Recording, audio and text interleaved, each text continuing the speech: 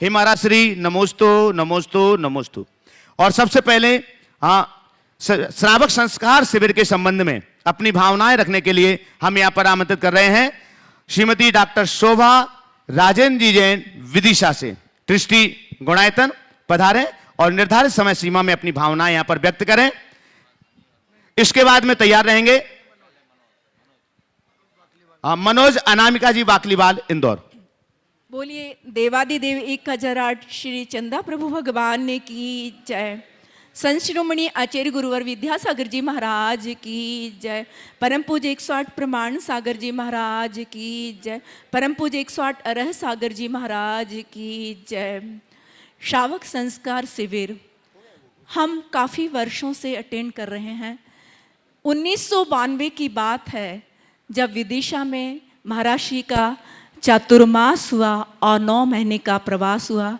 उस समय परम पूज्य समाधिष्ठ महाराज 108 क्षमा सागर जी महाराज, परम पूज्य 108 समता सागर जी महाराज, परम पूज्य 108 प्रमाण सागर जी महाराज का सत्संग हमको लाभ मिला और हमने जाना कि गुरु कैसे होते हैं, गुरु की चर्या कैसी होती है और वास्तव में धर्म की प्रभावना वहीं से शुरू हुई और धर्म का अंकुर महाराष्ट्र के प्रति श्रद्धा का भाव तभी से हमारे मन में जम गया। और काफ़ी वर्षों से हम श्रावक संस्कार शिविर में आ रहे हैं और लगभग 18 वर्षों से मेरे पति 10 उपवास यहाँ पर संपन्न कर रहे हैं महाराष्ट्र के चरणों में और लगभग 13 वर्ष तक मैंने भी 10 उपवास संपन्न किए महाराष्ट्र के चरणों में। तो श्रावक संस्कार शिविर में बहुत आनंद आता है और महाराष्ट्र जब सुबह 4 बजे सब लोग उठ जाते हैं और 5 बजे से दिखता है कि हमारे आदरणीय अशोक भैया जी आ जाते हैं। हम सबको छोटी मोटी एक्सरसाइज कराते हैं और उसके बाद पहले ध्यान होता था, अब भावना योग होता है। परम पूज्य मुनिश्री के शब्दों से वो भावना योग कितना लाभकारी हुए है, पूरे विश्व में छा गया है और कई लोगों का अनुभव है कि बहुत कठिन से कठिन दुस्साध्य रोग जो हैं ठीक हो गए हैं उनको और वो लाभान्वित हुए हैं। इसके पश्चात हमने सबने आनंद पूर्वक देखा शांति धारा, अभिषेक, पूजन और फिर विधान। आदरणीय अशोक भैया जो कि इसके प्रतिष्ठाचार्य रहे, उनकी तो बात ही क्या है, वो तो इतने अच्छे तरीके से कराते हैं कि जिनको हम शब्दों में वर्णन नहीं कर सकते हैं। और हम सब शिविरार्थी उनके प्रति कृतज्ञता ज्ञापित करते हैं कि उन्होंने हमें धर्म लाभ दिया। और महाराष्ट्र के प्रवचन और प्रवचन के पश्चात दोपहर में तत्वार सूत्र का वाचन और तत्वार सूत्र के एक अध्याय का अर्थ परम पूज्य महाराष्ट्र ने इतने अच्छे से समझाते हैं, इतने सरल शब्दों में समझाते हैं कि वो हमारे हृदय में आत्मसात होता चला जाता है। शाम को प्रतिक्रमण में सिद्धांत भैया, रूपेश भैया इन्होंने बहुत अच्छे तरीके से कराया। सारांश भैया और रूपेश भैया इन्होंने बहुत अच्छे तरीके से कराया। फिर शंका समाधान का तो कहना ही क्या, पूरे विश्व के लोग उस शंका समाधान को देखते हैं और हम तो ये कहते हैं कि हमारे मन में, हमारी जुबान पर जो प्रश्न आ ही नहीं पाता उसका समाधान महाराज श्री पहले ही कर देते हैं। ऐसा हम सब महाराज श्री के प्रति बहुत विनम्र हैं और बार बार नमोस्तु करते हैं कि ऐसी धर्म प्रभावना हमेशा चलती है। और हम सब ने जो भी धर्म साधन किया है उसके पीछे बहुत सारे लोगों का हाथ है। यदि उनकी भूमिका ना होती तो आज हम इतने अच्छे तरीके से धर्म साधन ना कर सकते। शिविर के संयोजक श्री डब्बू कासलीवाल जी, श्री राजेश पिनायका जी, श्री अन्नू अजमेरा जी, श्री नरेंद्र जी सेठी गया, जिन्होंने महीनों पहले तैयारी की, क्योंकि हमारे यहाँ तो 4 मेहमान आ जाते हैं तो उनको संभालना मुश्किल होता है। फिर इतने त्यागी तपस्वियों की चर्या का पालन करवाना ये बहुत कठिन काम है। उन्होंने बहुत अच्छे तरीके से किया। आप लोग उनका जोरदार करतल ध्वनि द्वारा हार्दिक अभिनंदन अवश्य करें। भोजन व्यवस्था इतनी बढ़िया और सटीक रही कि इन्होंने बहुत अच्छे तरीके से जिन्होंने भी एकासन किया उनकी एकासन की चर्या संपन्न कराई। और त्यागी वृत्ति भोजन व्यवस्था में हमारी आदरणीय शकुन दीदी का बहुत अच्छा योगदान रहा। उन्होंने अकेले ही उस त्यागी वृत्ति व्यवस्था को संभाला। और मैंने तो ये भी देखा कि वो केवल व्यवस्था नहीं संभालती थी, वो हर एक के पास जाकर खुद परोसती थी, खुद जाकर आग्रह कर देती थी। ऐसी शकुन दीदी के लिए एक बार जोरदार करतल ध्वनि द्वारा हम उनका हार्दिक अभिनंदन करते हैं। आवास व्यवस्था में संजय भैया ने बहुत अच्छी भूमिका निभाई, सुनील भैया उनका बहुत सहयोग रहा। और हमारे जो कोषाध्यक्ष हैं श्री NL जैन साहब, उनकी भूमिका तो कहना ही क्या, बहुत अच्छी भूमिका, सबको सही सलाह देना, सबका सहयोग करना। और हमारे गुणायतन के CEO हैं श्री सुभाष जी जैन, उनका भी बहुत योगदान रहा। और हमारे विकर्ष शास्त्री जी, इन्होंने भी बहुत योगदान दिया हमारा विधान संपन्न कराने में, पूजा संपन्न कराने में, शंका समाधान में। तो इन सब का हम एक बार जोरदार करतल ध्वनि द्वारा हार्दिक अभिनंदन और स्वागत करते हैं। तो इन्हीं शब्दों के साथ, हाँ एक नाम तो मैं खैर भूल ही गई, मुन्ना भैया, मुन्ना पहाड़िया जी, जिनकी जोरदार स्वर लहरियों से जो शायद हमारे मन में महीनों तक गूंजती रहेगी, उनका तो वर्णन ही नहीं कर सकते। वो आके हम सबका धर्म ध्यान करवाते हैं और इसके साथ ही यहाँ आकर वो खुद दान करते हैं और निस्वार्थ सेवा देते हैं। तो हम सबका ध्यान संपन्न कराने में और गुणायतन के जितने भी कर्मचारी हैं उन सभी ने बहुत सहयोग दिया। और गुणायतन के जितने भी पदाधिकारी हैं, कमेटी के जितने सदस्य हैं, उनमें बहुत बड़ा सहयोग दिया। एक बार जोरदार करतल ध्वनि द्वारा हम इनका अभिनंदन करते हैं। और हमारे जो कर्मचारी हैं जो यहाँ व्यवस्था लगाते हैं, सफाई करते हैं, उन्होंने भी बहुत सहयोग किया।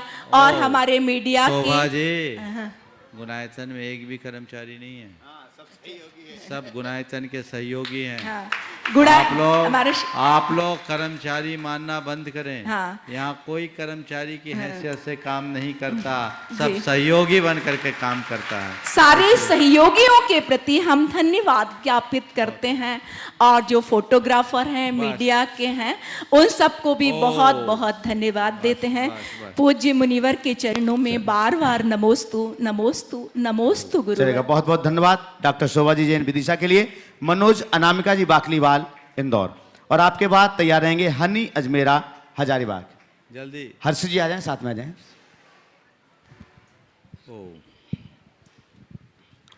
प्रातः स्मरणीय सदा सदैव वंदनीय हमारे आराध्य गुरुदेव परम पूज्य गुरुदेव प्रमाण सागर जी महाराज के चरणों में त्रिवार नमोस्तु नमोस्तु नमोस्तु। गुरुदेव, मेरा जो प्रश्न है वो कल आपके उत्तर में से ही है कि गुरुदेव गुणायतन नित प्रतिदिन नई ऊंचाइयों को छूता जा रहा है। दिन प्रतिदिन गुणायतन नई ऊंचाइयों को छूता जा रहा है। और ठीक उसमें दान देने वाले जितने भी हमारे श्रावक श्रेष्ठी गण हैं, वो भी डे बाय डे, दिन प्रतिदिन ऊंचाइयां अपने आर्थिक संपन्नता को प्राप्त होते जा रहे हैं। गुरुदेव, में पिछले 6 माह से 7 साल से मैं गुणायतन से जुड़ा, तब से मैं देख रहा हूँ जितने भी लोग गुणायतन से जुड़े हैं वो डे बाय डे आर्थिक संपन्नता की ओर बढ़ रहे हैं। पैसा कहाँ से आता है पता नहीं चलता, और जो यहाँ पे लिखाया है वो ऑटोमेटिक पूरा हो जाता है। तो गुरुदेव, मेरा एक प्रश्न ये है, एक प्रश्न में 2 प्रश्न है कि गुरुदेव, जो गुणायतन से जुड़ रहे हैं वो तो आगे बढ़ रहे हैं, चूंकि ये सिद्ध क्षेत्र अधिशय क्षेत्र है, और साथ ही जो यहाँ का झारखंड एरिया है और बिहार का एरिया है, यहाँ के कई जो जिनेतर समाज के लोग हैं वो वहीं के वहीं हैं, उनकी तकलीफ बढ़ती जाती है। देखिए, आपने गुणायतन से जुड़ाव की बात की है, और ये बात आपने कही कि जो भी गुणायतन से जुड़ा है उसकी श्री वृद्धि हुई। भाई, गुणायतन का निर्माण ही इसी उद्देश्य से किया गया। अभी ताली मत बजाओ। गुणायतन का मूल लक्ष्य पूरी समाज का गुणात्मक विकास, समझ गए? और ये गुणात्मक विकास का ही एक अंग है। जो भाव के साथ ये सब कर्म करते हैं उसके जीवन में ये सब चीज़ें अपने आप आ जाती हैं, समझ गए? जो धर्म से जुड़ेगा वो संपन्न हो या न हो प्रसन्न जरूर बना रहेगा। और जिसका जीवन धर्म शून्य है उसके जीवन में सब तरह की परेशानी आके खड़ी हो सकती है। इसलिए मैं एक ही संदेश दूंगा कि अपने जीवन को धर्म से जोड़े, गुणात्मक विकास का लाभ लें। नमोस्तु गुरुदेव। नमोस्तु हनी अजमेरा हजारीबाग, आपके बाद तैयार रहेंगे कीर्ति अरविंद राजा जबलपुर। नमोस्तु गुरुदेव, नमोस्तु गुरुदेव, नमोस्तु गुरुदेव। गुरुदेव, आज के जनरेशन में स्पेशली हम जैसी लड़कियों के साथ एक थोड़ा तसल चलता है कि हम इतना पढ़ लिख लेते हैं, इतने हाईली क्वालिफाइड और एजुकेटेड हो जाते हैं, तो हमको लगता है हम आगे की ज़िंदगी में अपना प्रायोरिटी, अपना जो प्राथमिकता होना चाहिए वो क्या सिर्फ फैमिली का सेवा ही करना है या अपने सक्सेस के लिए अपने वर्क लाइफ में अपना आइडेंटिटी बनाने पे ज़्यादा फोकस करें? मैं तुमसे ही एक सवाल करता हूँ, तुमसे सवाल करता हूँ, तुम किसे प्रमुखता देती हो? खुद के स्टेटस को मेंटेन करने की, या जिस परिवार में हो या रहोगी उसे ऊंचाइयों तक पहुंचाने की? अपने परिवार को, वो खुश रहें, अपने आजू बाजू के लोग ज़्यादा के तो उनके बस खुश। तुम्हारे इसी उत्तर में तुम्हारे सवाल का उत्तर है। बाकी सब ऐसा नहीं फॉलो करते महाराज। बहुत सुंदर। मैं तुम्हारे प्रश्न में ही इसका उत्तर दे रहा हूँ, तुम्हारे उत्तर से ही उत्तर निकाल रहा हूँ। हमें पढ़ लिख कर योग्य होना चाहिए, अपने पैरों में खड़ा होना चाहिए, और लड़कियों को कैकेयी बनना चाहिए। कैकेयी का चरित्र लोगों ने गलत तरीके से प्रस्तुत किया, पर मैं उसके जीवन का एक अलग अध्याय आपके सामने रख रहा हूँ। कैकेयी बहुत नीति निपुण और शस्त्र संचालन में कुशल थी, पर उसने कभी शस्त्र का संचालन किया नहीं, पर जब जरूरत पड़ी तो दशरथ के रथ का भी संचालन कर दिया। पढ़ो लिखो योग्य बनो, और पहला काम अपने कुल के, घर के गौरव को बढ़ाओ और घर की खुशियों को सुरक्षित रखो। परिवार को उसका संचालन भी एक बहुत बड़ा जॉब है, लेकिन अपनी योग्यता को इस तरह निखारो कि अगर परिवार को जरूरत पड़े तो बिजनेस को भी ऊंचाइयों में पहुंचा दो। प्रायोरिटी वो होनी चाहिए, जरूरत के मुताबिक काम करना है। ये जो सोच मुझे तो जॉब ही करना है, मुझे तो जॉब ही करना है, मुझे जॉब ही करना है, ये सोच गलत है। कई लोग बोलते हैं मैं इसलिए थोड़ी पढ़ी हूँ कि चूल्हा चक्की चलाऊँ। अरे चूल्हा चक्की कोई छोटा मोटा काम नहीं है, वो भी एक बहुत जबरदस्त जवाबदारी का काम है। तो अपनी योग्यता को निखारते हुए जहाँ जो जैसा जब अपेक्षित हो वैसा कर्म करना चाहिए। नमोस्तु महाराज। कीर्ति अरविंद राजा जबलपुर, आगे तैयार रहेंगे वर्तिका जैन, डॉटर ऑफ सुभाष जी जैन, गुणायतन। गुरुवर के चरणों में त्रिबार नमोस्तु नमोस्तु नमोस्तु। गुरुवर, मल्टीनेशनल कंपनीज में एक प्रोटोकॉल चलता है जिसको रॉ बोलते हैं। रिस्पेक्ट एक्ट भी, चाहे सीईओ हो चाहे नीचे के कोई भी हो, बट आप किसी की अब्ज्यूम नहीं कर सकते, उल्टा सीधा नहीं बोल सकते, नहीं तो पेनाल्टी लगती है। तो महाराज जी, यही रॉ ऑफिस में तो फॉलो होता है पर घर आके नहीं होता, तो इसे हम अपने घर में कैसे फॉलो कर सकते हैं? देखो, ऑफिस कानून से चलता है और घर परिवार भावना से। बहुत ध्यान से सुनो। नियम और कानून बनाकर किसी संस्थान को चलाया जा सकता है, किसी प्रतिष्ठान को चलाया जा सकता है, पर घर नियम कानून से नहीं चलते। घर परिवार तो एक दूसरे की भावनाओं के सम्मान से चलता है। हमें एक दूसरे की भावनाओं का सम्मान करना चाहिए, और अगर कोई ऐसा है तो उसे अपने अंदर सुधार करना चाहिए, और यदि कोई ऐसा कर दिया तो उसे विनम्रता से स्वीकार कर लेना चाहिए, उसकी नकारात्मक प्रतिक्रिया नहीं देनी चाहिए, क्योंकि हर किसी की स्वभावगत दुर्बलताएं होती है, इग्नोर करे, समझ गए। इसलिए हम घर में, हमारे घर में रहना, ये नियम पालना होगा, वो घर नहीं होगा, वो कोई इंस्टीट्यूट बन जाएगा। एक दूसरे के साथ जुड़े। मैंने एक बार कहा था, मतदान से देश चलता है और मनदान से परिवार। देश को चलाने के लिए मतदान और घर को चलाने के लिए मनदान। अपना मन दे दो एक दूसरे के साथ, एक दूसरे की भावनाओं का सत्कार करो, सब व्यवस्थाएं अपने आप बन जाएगी। हर व्यक्ति की अलग अलग योग्यता होती है, प्रवृत्ति होती है, नेचर होता है, उसके अनुरूप जीवन जीता है। बेहतर संस्कार के साथ लोगों को जीना चाहिए, उनकी भावनाओं को जगाना चाहिए, लेकिन इसके लिए ये कोई ज़रूरी नहीं कि हम कायदे कानून बना करके चले। हम उन्हें शिष्टाचार सिखाएं, विनम्रता के संस्कार दें, तो ये सब चीज़ें अपने आप ठीक होगी। गुरुदेव, एक छोटा सा प्रश्न और था। एक दिन अभी किसी अंकल ने पूछा तो उनकी वाइफ 10 लक्षण जी कर रही थी, तो उनको पुण्य लगेगा कि नहीं? मेरी माँ भी कर रही है, क्या मुझे भी थोड़ा बहुत पुण्य लगेगा? तुम्हारी माँ तो 10 लक्षण नहीं, 16 कारण कर रही, अभी पारना नहीं हुई, नहीं, कल भी नहीं होगी, परसों होगी परसों होगी। ये बहुत अच्छी बात है। एक बात बोलता हूँ, धर्म करने का और पाप करने का, पुण्य और पाप मुख्य रूप से उसे मिलता है जो उसे करता है। मैं धर्म करूँगा उसका पुण्य मुझे मिलेगा, और मैं पाप करूँगा तो उसका पाप भी मुझे मिलेगा। लेकिन मेरे धर्म में जो मेरा सहयोगी बनेगा उसके हिस्से में मेरे अकाउंट के साथ मेरा घटेगा नहीं, पर 16% उसके पास जाएगा, 16.25%, छठवां भाग। पर यही पाप में भी लागू होगा। अगर मैं पाप करूँगा और मेरे पाप में कोई सहयोगी बनेगा तो उसके अकाउंट में भी वैसा ही जाएगा।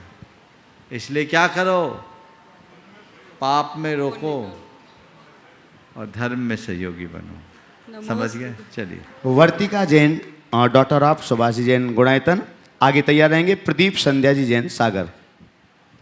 नमोस्तु गुरुवर। मेरा नाम वर्तिका जैन है, मैं गुड़गांव में रहती हूँ। मेरी 7 साल की बेटी है और मैं जॉब भी करती हूँ। मेरी समझ से जीवन में 3 मुख्य क्षेत्र होते हैं, लौकिक, परमार्थिक और आध्यात्मिक। मुझे इन 3 क्षेत्रों में लक्ष्य कैसे निर्धारित करना चाहिए और जीवन के अलग अलग पड़ाव में इन क्षेत्रों की प्राथमिकता कैसे निश्चित करनी चाहिए? लौकिक, पारमार्थिक और आध्यात्मिक 3 क्षेत्र। देखिए, एक बहुत अच्छी बात है कि आप एक तरफ अपनी जॉब भी कर रही हैं और दूसरी तरफ अपनी बच्ची की भी अच्छे तरीके से परवरिश कर रही हैं। बहुत कठिन है, कठिनाई तो शायद आपको भी होती होगी, उसे हमें देखना चाहिए। आपके माध्यम से आपको और आप जैसी स्थिति से गुजर रही अन्य बहनों से मैं एक संदेश दूंगा, जॉब हमारा ध्येय नहीं होना चाहिए। ज़रूरत हो तभी जॉब करें। अगर बच्चे छोटे हों तो उनको सही समय और संस्कार देना हमारी सबसे बड़ी जॉब है, ये समझना चाहिए। अब जैसे हम कोई भी लौकिक है, इसे 3 आपने बोला, इसे थोड़ा संशोधन कर देता हूँ। व्यवहारिक, पारिवारिक, पारमार्थिक और आध्यात्मिक क्षेत्र में हम सामंजस्य कैसे बनाएं, या और थोड़ा छोड़ दो, पारिवारिक, आर्थिक, सामाजिक और आध्यात्मिक क्षेत्र में हम अपने आप को कैसे बनाएं। जॉब आदि करने का मूल उद्देश्य अपनी आर्थिक स्थिति को सुदृढ़ करना है। अर्थोपार्जन के लिए ही लोग जॉब करते हैं, तो अपनी आर्थिक स्थिति को सुदृढ़ करने की भावना से लोग जॉब करते हैं, करें। पर ये देखें कि मेरे जॉब से मेरा परिवार, मेरे बच्चे, मेरी सामाजिक धार्मिक गतिविधियाँ प्रभावित तो नहीं हो रही है, और कहीं वो मेरे आध्यात्मिकता को खंडित तो नहीं कर रही। यदि इन सब को हम साथ लेकर चलने में सक्षम हैं तो जॉब करना बुरा नहीं है, ज़रूरत के अनुसार जॉब करना चाहिए। सबसे ज़्यादा आप जैसे दौर से गुजरने वाले, उम्र के दौर से गुजरने वाले लोगों को मैं एक सलाह दूंगा कि सबसे पहली प्राथमिकता स्वयं के और स्वयं के परिवार की आंतरिक व्यवस्था को व्यवस्थित करने की होनी चाहिए। इसके बाद अपने धार्मिक सामाजिक कर्तव्यों को ठीक रखना चाहिए। आर्थिक व्यवस्था एक बैकअप है, लेकिन उसकी तरफ ध्यान दें और इन सब में हम चरमरा जाएं तो मामला गड़बड़ हो। चलिए। नमोस्तु। प्रदीप संध्या जी जैन सागर, उसके बाद तैयार रहेंगे दीक्षा जैन जय श्रीनगर। नमोस्तु गुरुवर, नमोस्तु नमोस्तु। गुरुवर 10 दिन तक उत्तम क्षमा धर्म से लेके ब्रह्मचारी धर्म तक आपके जो मार्मिक प्रवचन हुए हैं, उनमें ऐसा लगता है कि अब घर जाने के बाद फिर वही आदररोत परिणाम करना पड़ेंगे हमारे लिए। होते ही हैं, करना नहीं पड़ेंगे, वो ऑटोमेटिक होते हैं, हम नहीं भी चाहते तो भी होते हैं। महाराज जी, हमारा आपसे ये विनम्र अनुरोध था कि आपने किसी एक दिन शंका समाधान में किसी इंदौर के एक श्रावक ने पूछा हुआ था कि यहाँ पर एक ऐसी व्यवस्था की जा रही है कि आप समाधि की साधना कर सकें, तो इसके लिए महाराज जी हम चाहते हैं कि इसमें क्या प्रयास चल रहे हैं और हम लोगों को, क्योंकि वहाँ जाने के बाद तो फिर वही काम करेंगे और फिर हम सोचते रहेंगे कि आएंगे आएंगे आएंगे, और आने के बाद वो नहीं हो पाता। जो धर्म ध्यान यहाँ पर मिला या जिन प्रवचनों को हमने सुना है या नोट डाउन किया है, तो महाराज जी हमारा आपसे विनम्र अनुरोध है कि इस बारे में आप मार्गदर्शन दें हमारे लिए। मैं कुछ नहीं कर रहा हूँ, करने वाले तो कमेटी है, तो विनोद जी जानकारी देंगे, लेकिन ज़रूर इस बात की ज़रूरत है और हमने इन लोगों को बहुत आगे की सोचकर प्रेरणा दी। गुणायतन का उद्देश्य मंदिर का निर्माण मात्र नहीं या केवल थीम पार्क के निर्माण मात्र का नहीं, गुणायतन का लक्ष्य पूरे के पूरे समाज के गुणात्मक परिवर्तन का है। और उसी क्रम में हमने इन लोगों से कह रखा है और इन लोगों ने उसकी तैयारी भी कर ली है, और तैयारी नहीं, काम भी शुरू हो गया। यहाँ पर प्रथम चरण में 62 हो गए, 62 हो गए, 7 बढ़ गए, 62 परिवारों को यहाँ अपना संपूर्ण जीवन बिताने के लिए व्यवस्था ये कर रहे हैं प्रथम चरण में। आगे चलकर हमने इनसे कहा है कि 200 परिवार तक की व्यवस्था आप सुनिश्चित करें। जो लोग अपने जीवन के उत्तरार्ध को सार्थक करना चाहते हैं, वे यहाँ आकर रह सके, यहाँ उनके व्रत संयम का निर्वाह हो सके, वे अपने धार्मिक जीवन के साथ अपनी आध्यात्मिक उन्नति कर सके और अंत में समाधि मरण पूर्वक अपना देह परिवर्तन कर सके। साधना बसतिका के नाम से काम चालू है। अभी यहाँ घोषणा नहीं की गई, नहीं किसी की बुकिंग की गई, क्योंकि मैंने कह रखा है इसमें उन्हीं को बुकिंग अवसर मिलेगा जो व्रती बनकर रहेंगे, पहली प्राथमिकता उनको देंगे, जो यहाँ रहे अपना जीवन वैसा बिताए, वे धर्म ध्यान करें। ये शिखर जी को जैनों की काशी बोला जाता है और मैं चाहता हूँ कि यहाँ के सारे देश भर के जैन, जैसे दूसरे लोग काशी करवट लेकर अपना अंत करना चाहते हैं, जैन देश भर के जैन अपनी इस काशी में आकर अपना उद्धार कर सकें। ये सब चीज़ें चल रही है, बहुत जल्दी आएगी और यहाँ एक ऐसा वातावरण रहेगा, उसके लिए निपुण श्रावक और श्राविकाएँ होंगे जो आप लोगों की पूरी परिचर्या करा सके और आपके बुढ़ापे को कभी बोझ न बनने दे, वरदान बनाने का अवसर मिले। इसलिए मन बना लीजिए कि हमें अपना अंत क्या करना है, समझ गए? आप जो रहे अपनी ऐसी व्यवस्था करो, दायित्व संतान को सौंपो और अपनी झोली लेकर यहाँ आ जाओ। जीवन भर अपना धर्म ध्यान करो और अंत में अपना उद्धार करके अपने जीवन का कल्याण करो। ये उद्देश्य है इसका, और ये आज इसकी बहुत ज़रूरत है। हमारे तीर्थ क्षेत्रों की सार्थकता तभी है जब हम ऐसा करें। और यहाँ जो व्यवस्थाएं होगी वो किसी त्यागी वृत्ति आश्रम की तरह नहीं होगी, अत्याधुनिक सुविधाओं से युक्त होगी, जिसमें आयुर्वेदिक और अन्य मेडिकल फैसिलिटीज़ भी उपलब्ध होंगी। सारी चीज़ें जो लोगों को यहाँ आने के बाद किसी तरह की कठिनाई ना हो। मैं आज कहना नहीं चाहता था, अभी तो मैंने इन लोगों से कहा था कि विधान के टाइम में इस बात को घोषित करना जब तक आपका बन जाए, पर आज आपने उदीरना करा दी, तो संकेत दे दिया। आज ही मैंने विनोद जी से कहा था, विनोद जी ने मुझसे चर्चा में कहा था, हमने कहा अभी इसकी चर्चा मत करो, थोड़ा बना लो, क्योंकि अभी इतने नाम आ जाएंगे कि आपको छांटना मुश्किल हो जाएगा। लेकिन बिल्कुल ये एक बहुत अच्छा कार्य है और लोगों को अपने जीवन को इसी तरह आगे बढ़ाना है। जो दीक्षा नहीं ले सकते वे व्रती जीवन बनकर या उदासीन भावभीरु बनकर अपना उद्धार कर सके, धर्म ध्यान के साथ अपना जीवन बिता सके, ये व्यवस्था सुनिश्चित है। इसलिए आप चिंता नहीं करना, हमने आपके बुढ़ापे की और आपके नाती पोतों तक के भविष्य के बारे में सोच रखा है। दीक्षा जैन और ये सब के विषय में सोच रखा है, और उसको उस तरीके से आप लेकर के चलेंगे तो निश्चित आएगा ये सब चीज़ें चरणबद्ध होगी, एक एक करके। अभी तो पहली प्राथमिकता गुणायतन का मंदिर और थीम पार्क की परिपूर्णता है, जो बड़ी महत्वाकांक्षी योजना है, कोई छोटी मोटी योजना नहीं है। जो इस चीज़ को समझते हैं उन्हें सब पता है ये क्या है। और हमारे कमेटी में खासकर विनोद जी तो एकदम चिंतित ही रहते। वो कहते महाराज जी हम लोगों को तो अर्जुन बनना है, इधर उधर देखना ही नहीं। एक लक्ष्य, क्या करना है? एक लक्ष्य। और वाकई में एक लक्ष्य रखने वाला ही सफल हो पाता है। और बिल्कुल अब तो कगार पर पहुंच गए हैं, निश्चित ये बहुत बड़ा लाभकारी सिद्ध होगा। नमोस्तु गुरुदेव। दीक्षा जैन जय श्रीनगर आगे तैयार रहेंगे। आर के जैन भोपाल। नमोस्तु महाराज जी।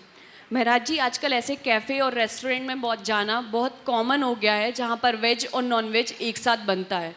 मैं बड़े अफसोस के साथ ये स्वीकार करती हूँ कि मैं भी ऐसी जगह कई बार गई हूँ, और मुझे इस चीज़ पर बेहद घृणा है कि मैं ऐसी जगह कई बार गई हूँ। महाराज जी बाद में आकर मैं खुद ही इस बात से तसल्ली देती हूँ कि अरे किचन तो अलग अलग थे तो क्या हुआ। महाराज श्री, मैं बस चाहती हूँ कि आप एक ऐसा संदेश दें कि मुझे इस जगह से घृणा हो जाए और मैं वापस ऐसी जगह कभी ना जाऊँ। नमोस्तु महाराज जी। देखिए आपने बहुत अच्छी भावना प्रकट की। ये समस्या बड़ी है, और जहाँ वेज नॉन वेज एक जगह हो वहाँ तो हमें कभी लेना ही नहीं चाहिए। अनदेखा सच एक लेख आप लोगों ने पढ़ा होगा, वो उस व्यक्ति का है जिसने कभी एक 5 स्टार होटल में काम किया, और वहाँ होने वाली घटनाओं के प्रति जब वहाँ से उसने नौकरी छोड़ी तो कहा मुझे अपने जीवन काल में किए गए पापों के प्रायश्चित का भाव है। और वहाँ जो कुछ भी उनने आँखों में देखा उन सब को बयान किया, और ये स्पष्ट लिख दिया जहाँ वेज नॉन वेज इकट्ठे बनता है वहाँ शुद्धता रह ही नहीं सकती, क्योंकि सबके चम्मच वगैरह एक ही होते हैं, रक्त मांस आदि का संसर्ग होता ही। अब रहा सवाल, समाज में आजकल चलन बन गई 5 स्टार होटलों में सारे काम करने की। मल्टीनेशनल कंपनीज में जितने काम करते हैं उनकी पार्टियां भी 5 स्टार होटलों में ही होती है। सब कुछ उधर होने लगा, आजकल तो शादी ब्याह भी होने लगा।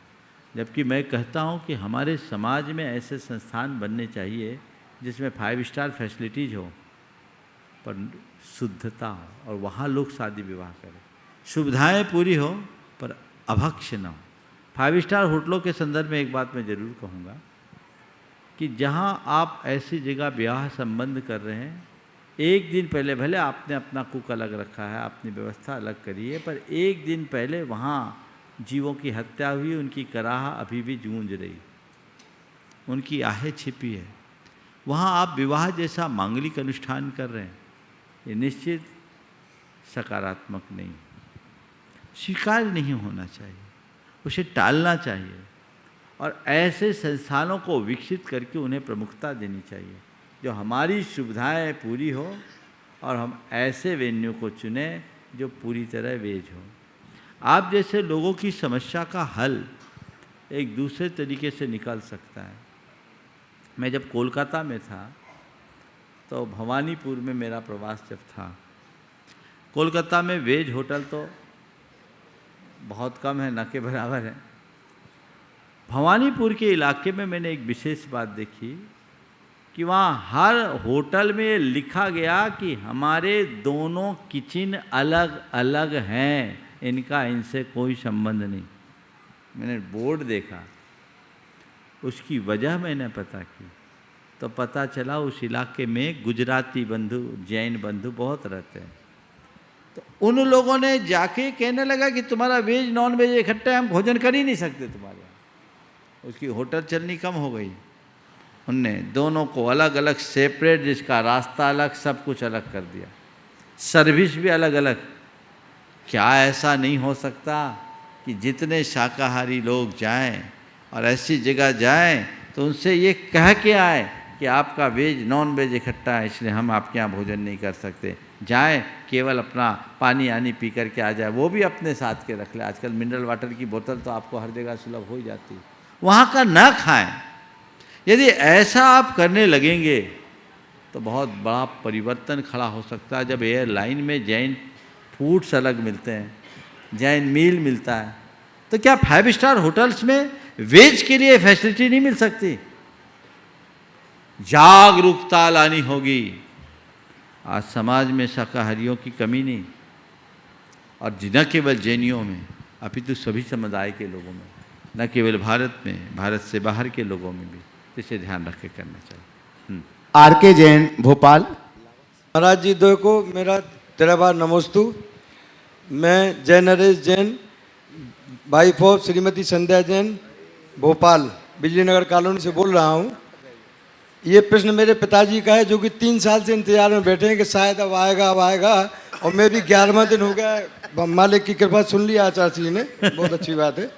अब मैं प्रश्न पढ़ रहा हूँ, टाइम वेस्ट नहीं करना चाहता, वो भी इंतजार में बैठे हैं।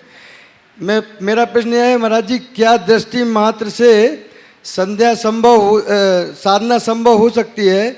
कई बार समय शेष होता नहीं और स्तुमन करना ही होता है, तब अंततः बाह्य रूप से दृष्टि लक्ष्य पर लाने भर से पूर्णता मानने लगते हैं। क्या यह सही माना जा सकता है महाराज श्री? देखिए, दृष्टि बदलने से सृष्टि बदलती है, पर केवल दृष्टि बदलने से सृष्टि नहीं बदलती।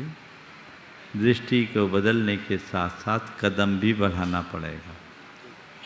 ये बात सुस्पष्ट है कि जब तक लक्ष्य सुनिर्धारित नहीं होता तब तक हम कुछ नहीं कर सकते, लेकिन लक्ष्य के निर्धारण के साथ हमें अपना पुरुषार्थ भी जगाना होगा। केवल बड़े लक्ष्य बनाने से कुछ नहीं होगा, बड़ा पुरुषार्थ भी होना चाहिए। मैं आमंत्रित कर रहा हूं गुणायतन के यशस्वी अध्यक्ष महोदय पधारें, श्री विनोद जी काला, कोलकाता से, और अपनी बात यहां पर रखें। जय जिनेंद्र, जय जय जिनेंद्र।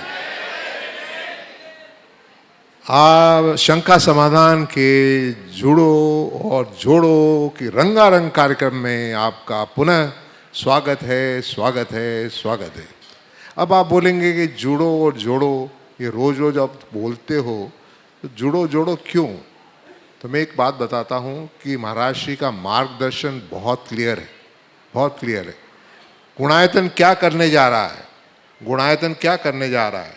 गुणायतन ये जो मैं पढ़ के सुनाता हूँ आपको।